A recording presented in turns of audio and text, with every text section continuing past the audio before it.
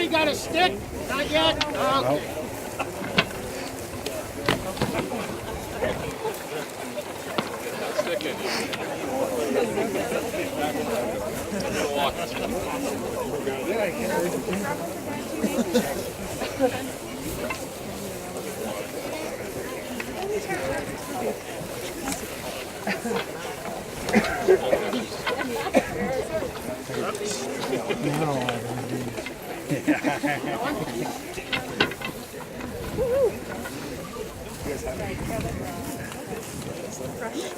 Ooh, it does. So everybody got a stick now? So this stop, ready, Jim? Yep, let it rip. This stop is about Pasture Stick. It's a simple way of measuring how much pasture you got available in a paddock. There are instructions in your orange bag on how to use Pasture Stick, but I'm going to run you through what's on this management tool and sort of explain it. There's lots of information here. We'll start with the measuring stick. We've got 0 to 12 inches measured on one side here. We really want to graze pastures when they're about 12 inches high or even down to 8 inches high. We don't want to graze them shorter than 2 inches. I would say 3 or 4, but certainly not shorter than 2 inches. And it depends a bit on species. Then we've got some management information written in there. To maintain high forage quality and reduce trampling loss, graze pastures at 6 to 8 inch forage height. Plan to mechanically harvest pastures that exceed 12 inches pre-grazed heights or graze and then clip. So if we've got pasture that's up this high, our animals can't eat it very well. A cow's mouth or a stalker's mouth is the same as your hand. They've got 4 teeth in the bottom, no teeth on top.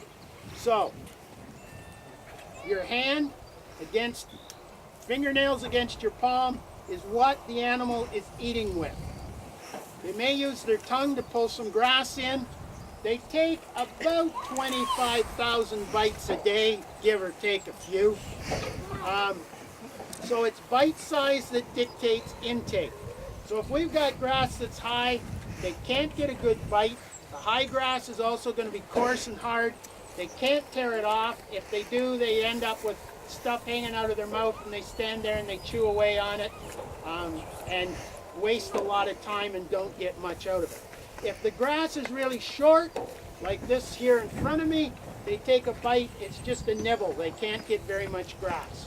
So we like to stay in that sort of 12 inch to 4 inch range. On the stick here, we're saying 6 to 8, but in that range, and that kind of fits my old pop bottle this high down to this high. Or if you don't have a pop bottle, your rubber boots. If your pant legs get wet above your rubber boots walking through the pasture, the grass is too high. Just your toes are getting wet, the grass is too short. So we've got then the graze suggestions there. We've got some numbers on down the side. We'll come back to those. We go to the next turn. We've got a black spot here. That's kind of the caution from 3 inches to 2 inches. We've got to move our cattle or sheep, whatever, when we get down to that 3 inch spot, and that's written here.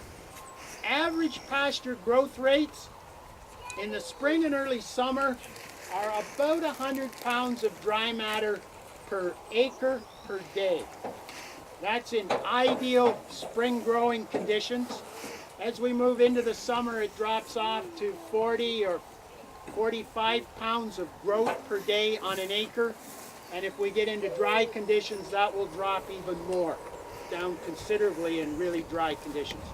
Rotation lengths, you can see here, spring and early summer, 10 to 20 days. So into a paddock, out, and 10 to 20 days, there'll be enough growth to come back. The average of 15 days. And Tim here on this farm this year, he's on his 3rd rotation. We're at the 7th of June. He's doing that 10 to 15 day range, getting around and on. In the midsummer and fall time, We're looking at 25 to 45 days, 40 days, depending on growing conditions and moisture conditions. If it's hot and dry, that 45 will become 50 or 60 or 70 until we get some rain and a chance for the grass to revive. So we estimate the amount of forage available for grazing. So we measure the height of the forage in our pasture. Kind of use an average height. Don't take the high stuff, the really low stuff. Kind of question why it's there. But take an average, likely on the lower side, and use that as your height. So as an example, let's say we got 12 inches of growth. We're going to take it down to 3 inches. We've got 9 inches of forage available. So with 9 inches of forage available, we then have to know what the density of the forage is. So is it a thick stand or a thin stand? So we have a really sophisticated measurement tool here, little squares with dots. And you take the grazing stick and you slide it through the pasture, down, and just slide it through like this on the ground, stand over the dots and count the dots. And how many dots you see gives you an idea of density. So we've done that. If we can see an example here of orchard grass with nitrogen, if we can see 0 to 1 dot, we have 250 to 300 pounds of dry matter per acre inch. We can see 1 or 2 dots, we have 200 to 250. If we have 3 or more, then we're down to 100 to 150. If you're much more than 3, I'd take a 0 off that first 100 and say 10 to 150. Once we get really short, there isn't much there. So in my example, we've got 9 inches of available pasture. Where are we? We'll use the orchard grass. We'll say that I saw 1 to 2 dots. We've got 200 pounds of dry matter per acre inch. 200 times 9 is 1,800 pounds of dry matter available, right? Everybody agree with my math on that one? Okay. Now, what do our animals need? They need about 2.5% of body weight in dry matter intake. Kind of a rough figure, but 2.5 is a pretty good place to work with. Say we've got 800-pound cattle. 2.5% of 800 is 20 pounds of dry matter. So every animal needs 20 pounds of dry matter per day for growth and life and everything. 20 into 1,800, how much dry matter I had. 20 goes into 1,800 90 times. Got it wrong the first group I taught. So, on my acre that's 12 inches high, good thick grass, I'm going to take it down to 3 inches. I've got enough feed for 90 800-pound cattle for 1 day. Or I could go 3 days with 30 cattle, or any way you want to twist it around. But the more you can move every day. So if I've got 30 cattle, I'd be better to give them 1/3 of an acre and move every day. I know that sounds like a lot of work, but it doesn't need to be a whole lot. You saw how easy Donna moved the cattle tonight. Temporary fence you should be able to build as fast as you can walk across the field and back. Train to electric fence, single wire, and away you go. Step in posts. So by moving every day, we're going to get lush grass into the animals. So the manure is going to be fairly soft. It's going to break down fairly quickly when it lands on the ground. So that means we don't get piles of manure where the animals don't want to eat it because the grass is fouled and stays that way. And we see those clumps in pastures many times. But it helps break it down. It also aids in fly control. If it's really loose manure, then when the corn flies and the face flies lay their eggs in it, it's all broken down before the eggs and the larvae hatch. and so you have less fly problems. And the dung beetles work on it better, and they break it down. And there's some suggestion that in an acre of really healthy soil, there's 1,200 pounds of animals in the soil. There's more animals in the soil than there is on the soil. That's fish worms, bacteria, protozoa, all sorts of critters.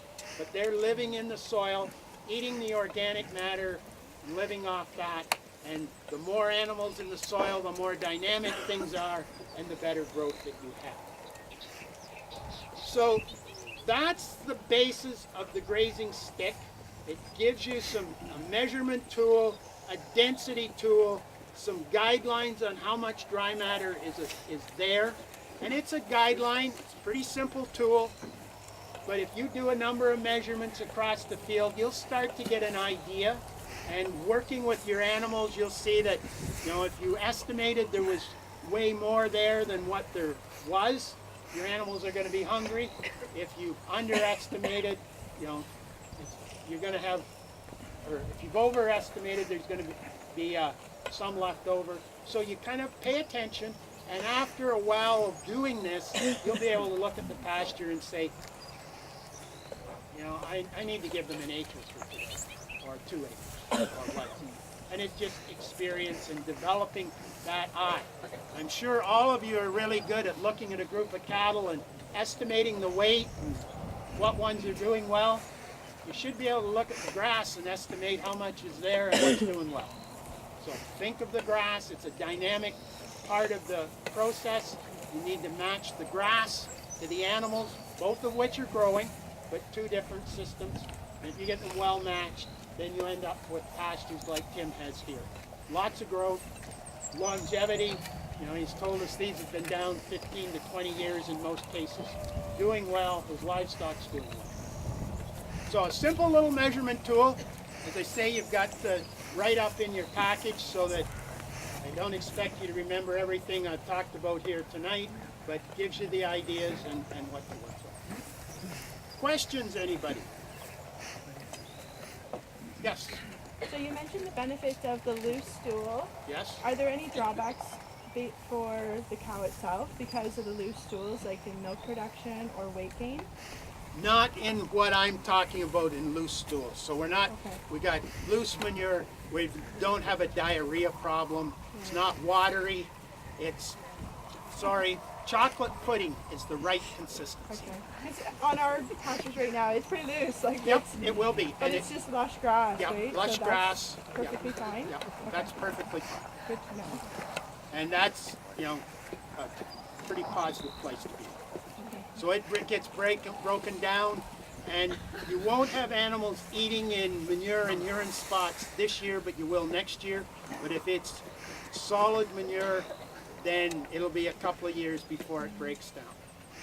So as long as health issues are good, then the looser the better.